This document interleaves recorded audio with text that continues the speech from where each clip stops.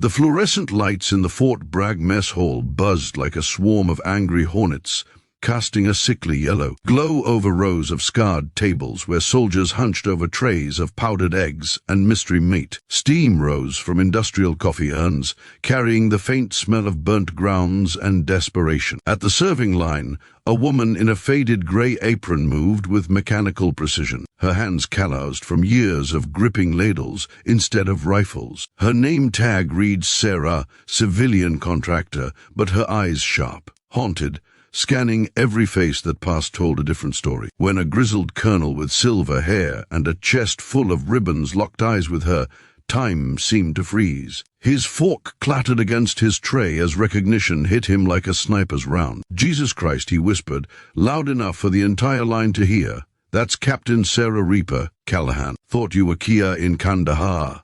The mess hall went deathly silent. Sarah's ladle hovered mid-air, gravy dripping like blood from a fresh wound. She didn't flinch, didn't speak, just stared a colonel with eyes that had seen too much. "Subscribe now." The narrator's voice would cut in smoothly, because what happens next will restore your faith in justice, break your heart, and leave you questioning everything you thought you knew about heroes. Sarah's hands trembled as she set down the ladle, the metal clanging against the stainless steel counter like a gunshot in the stunned silence. The Colonel Marcus Hale, commander of the 3rd Special Forces Group, pushed past the line of confused privates, his combat boots echoing with purpose. "Stand down, everyone," he barked, his voice carrying the weight of 20 years of command. "This woman saved my life in Afghanistan. She's no damn cook." Sarah's jaw clenched, her fingers instinctively reaching for a weapon that wasn't there. The tattoo on her forearm, a skull with crossed arrows and the words "De Oppresso Liber," peeked out from under her rolled-up sleeve, the ink faded but unmistakable. It was the mark of the Green Berets, the elite of the elite. But Sarah hadn't worn the uniform in 5 years, not since the mission that destroyed everything. The colonel's eyes narrowed as he studied her, really studied her. The way she stood, weight balanced on the balls of her feet, ready to move. The scar that ran from her left temple into a hairline, barely visible under the fluorescent lights. The 1,000-yard stare that no amount of civilian life could erase. "What the hell happened to you, Callahan?" he demanded, his voice dropping to a whisper that somehow carried more authority than his earlier shout. Sarah's response was barely audible. "I died, sir. In every way that matters." The mess hall erupted into murmurs, phones coming out to record what was rapidly becoming the most viral moment on base since the last firefight video leaked.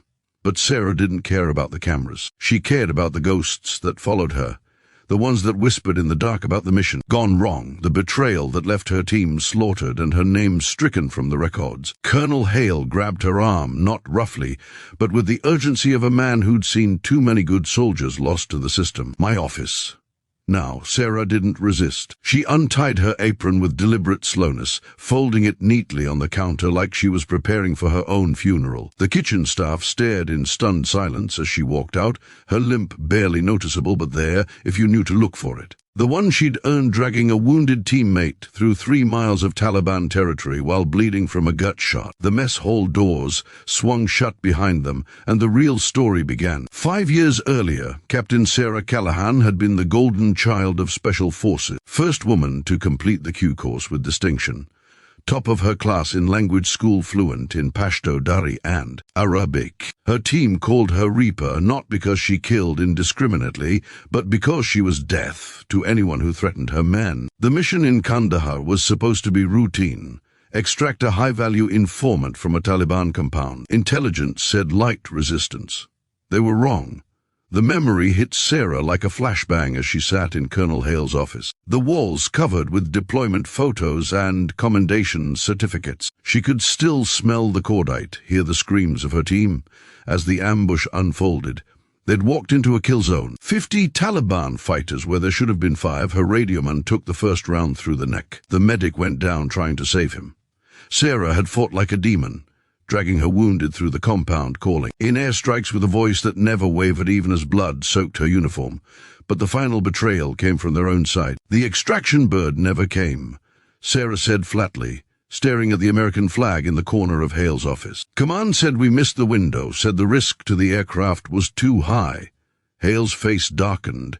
He remembered the reports, remembered the official story.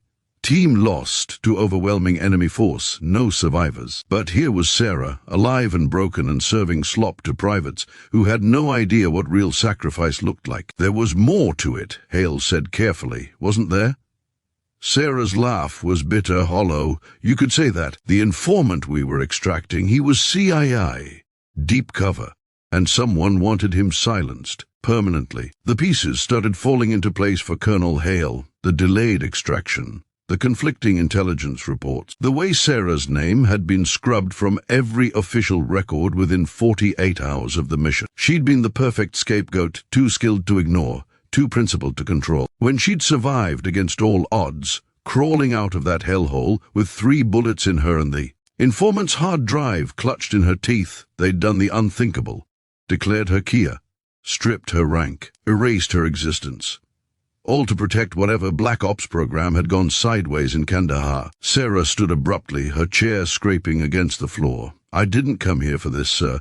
I came here to disappear. But Hale was already moving, picking up his phone with the kind of determination that had earned him his oak leaves. You're not disappearing anywhere, Captain, not on my watch. What neither of them knew was that the mess hall video had already gone viral. Within hours, #FindSarahCallahan was trending nationwide.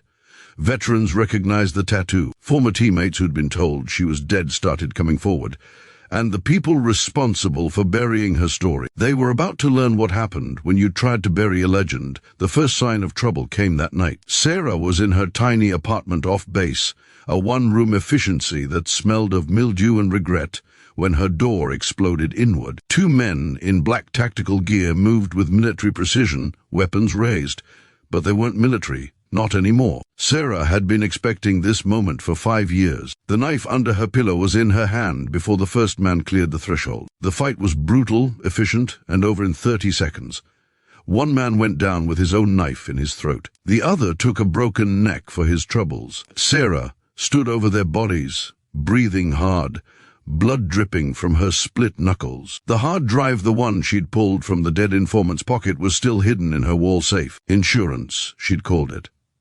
Now it was about to become a weapon. Colonel Hale arrived 20 minutes later, his driver still in the car with the engine running. He'd seen the alert from base security gunshots reported at Sarah's address. What he found was his former protégé standing in a room that looked like a war zone, 2 dead men at her feet, and a look in her eyes that chilled him to the bone. They came for the drive, Sarah said simply, wiping blood from her hands on a dish towel.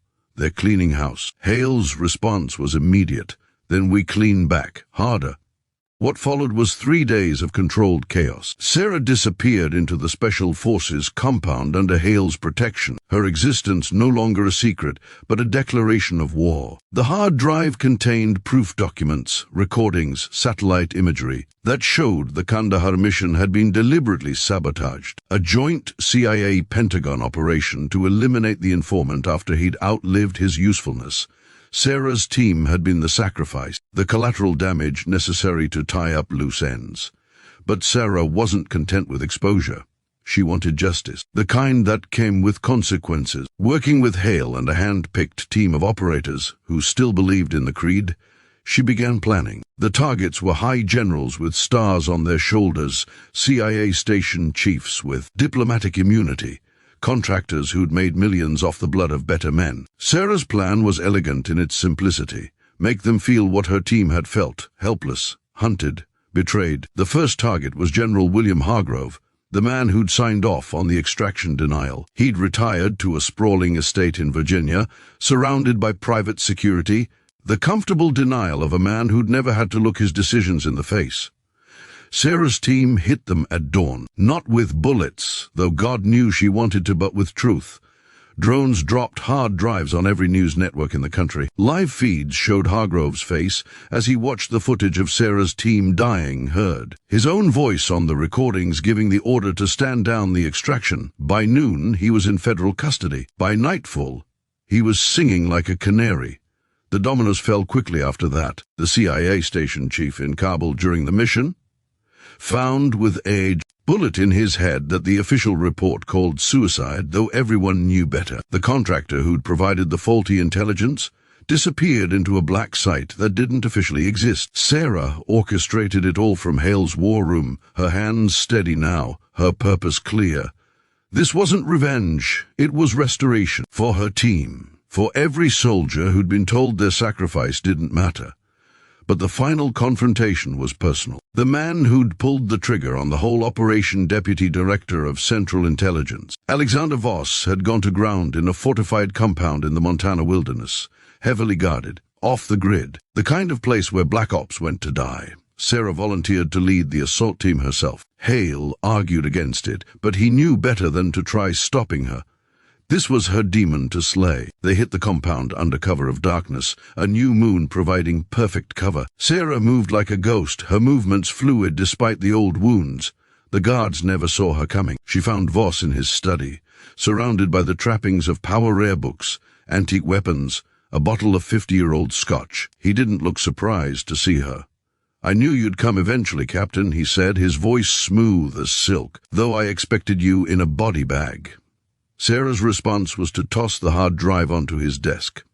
The original, the one she'd carried out of Kandahar through hell itself. "This ends tonight," she said. Voss smiled, reaching for the intercom. "You think you've won?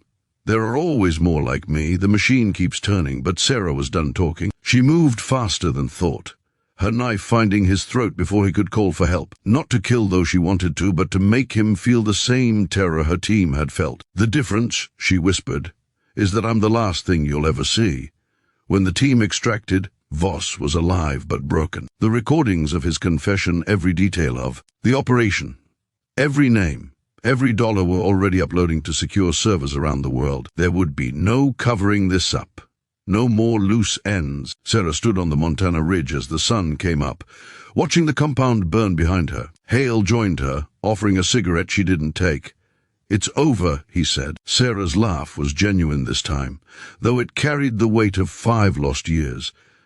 "It's just beginning, sir. Someone has to make sure this never happens again." 6 months later, Sarah Callahan stood in full-dress uniform before a joint session of Congress. The Medal of Honor hung heavy around her neck, awarded posthumously to her team, and finally officially to her. The men who died in Kandahar had their names added to the wall at Arlington. Their families received the benefits they'd been denied. And Sarah? She founded an organization dedicated to protecting whistleblowers in the special operations community. A watchdog with teeth, but the moment that meant the most came unexpectedly. A young female soldier approached her after the ceremony, eyes wide with something between awe and determination. "Ma'am," she said, voice trembling, "I want to be like you." Sarah knelt to meet her eye to eye. "No," she said gently, "be better than me. Be the one who stops this from ever happening again." The girl's nod was solemn, a promise made between warriors. Sarah still visits the mess hall sometime. Not to serve, but to remember. To sit where she once stood broken and invisible, and to remind herself how far she'd come. The cooks nod respectfully now. The privates salute. And Colonel Hale, retired now, but never far, always saves her a seat at his table. The tattoo on her arm has been touched up, the skull sharper, the words clearer, de oppresso liber, to free the oppressed. Her team's motto, her life's work. The story of Sarah Reaper Callahan became legend, passed down in boot camp stories and whispered in the barracks late at night. The woman who died and came back stronger. The soldier who took on the machine and won. But for Sarah, the real victory was quieter. It was in the letters from teammates' families saying thank you. In the knowledge that no one else would have to crawl out of hell with their name erased. In the simple dignity of being seen, finally, for who she really was. And somewhere, in a mess hall on some other base, another soldier with haunted eyes serves food and waits for their moment. Because Sarah taught them all that no one is ever truly invisible. Not if someone's willing to look closely enough. To see the tattoo beneath the apron, the warrior beneath the wounds, the hero waiting for their chance to rise. From which part of the country are you watching this video?